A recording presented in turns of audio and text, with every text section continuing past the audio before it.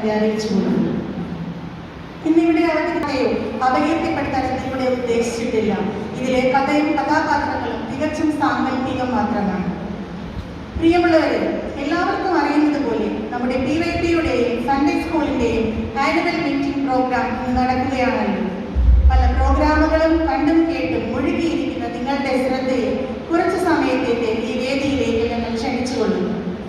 നമ്മുടെ ഈ പ്രോഗ്രാമിലേക്ക് നമ്മുടെ പ്രത്യേക ക്ഷണം സ്വീകരിച്ച് വിശിഷ്ട അതിഥികളായി 8 സഹോദരിമാർ കടന്നു വന്നിട്ടുണ്ട്. നമുക്ക് അവരെ പരിചയപ്പെടാം.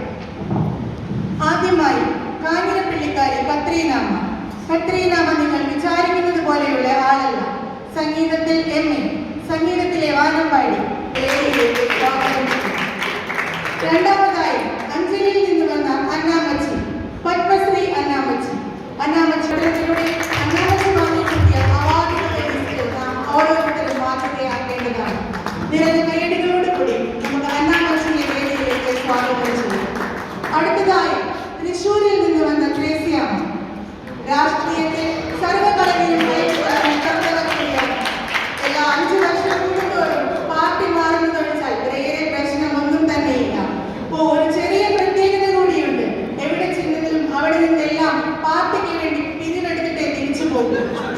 തന്റെ തിരക്കുകളെല്ലാം മാറ്റിവെച്ച് നമ്മളുടെ ക്ഷണം സ്വീകരിച്ച് ഇവിടെ റാഹേലം വെച്ച് പാചകത്തിലും ഇതിന്റെ രണ്ടിന്റെയും രുചി അറിഞ്ഞാൽ നമ്മൾ ജീവിതത്തിൽ റാഹേലം വെച്ചിയെ മറക്കത്തില്ല. തന്റെ കുക്കിംഗ് ക്ലാസ്സും ചിന്നാറിലെ പെന്തക്കോസ്ത് ചർച്ചിലെ സഹോദരിമാരുടെ സെക്രട്ടറി, പ്രാർത്ഥനാ വീര, അനേകം ലോക ജനതകൾക്ക് വേണ്ടി പ്രാർത്ഥിക്കുന്ന ഈ അമ്മച്ചിയെ നമുക്ക് നമ്മുടെ ജീവിതത്തിൽ അനുകരിക്കാവുന്നതാണ്. നിറഞ്ഞ കൈയടികളോടുകൂടി നമുക്ക് അമ്മച്ചിയെ സ്വാഗതം ചെയ്യാം.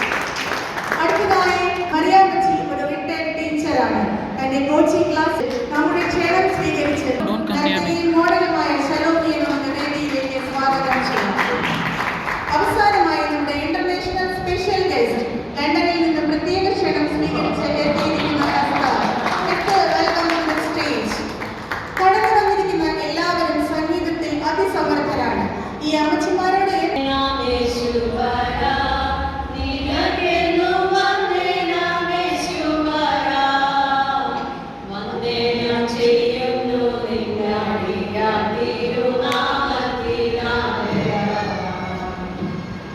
എങ്ങനെയുണ്ട് അമ്മച്ചിമാരെ ഇങ്ങോട്ടുള്ള യാത്ര?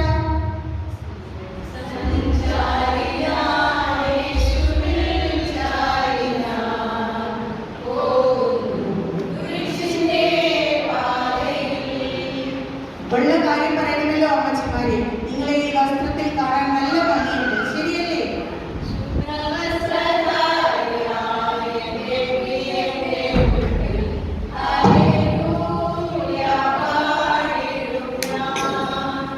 നാട്ടിൽ നിന്ന് വന്ന അമ്മച്ചിമാരെ, കേരളമാണോ അത് ഞങ്ങളുടെ ഭോപ്പാലാണോ കൂടുതൽ ഇഷ്ടപ്പെട്ടത്?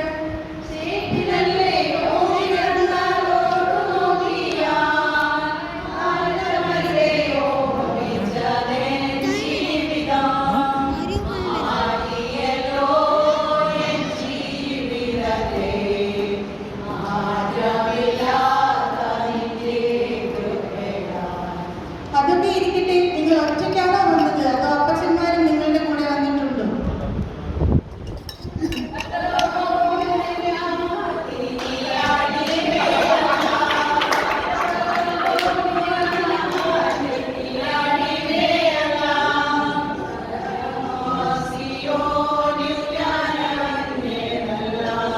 എന്ത് പറ്റി കത്രീന അമ്മച്ചി? അമ്മച്ചിക്ക് വേറെ എന്തോ പറയാനുള്ളത് പോലെ.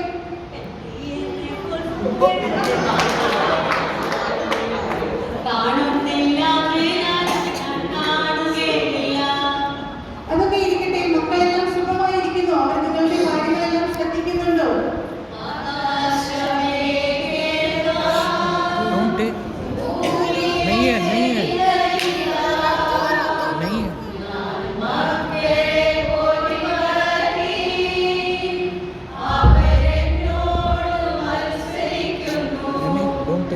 ഇവിടെ വന്നിട്ട് ഞങ്ങളുടെ പാസ്റ്ററിനെ പരിചയപ്പെട്ടോ?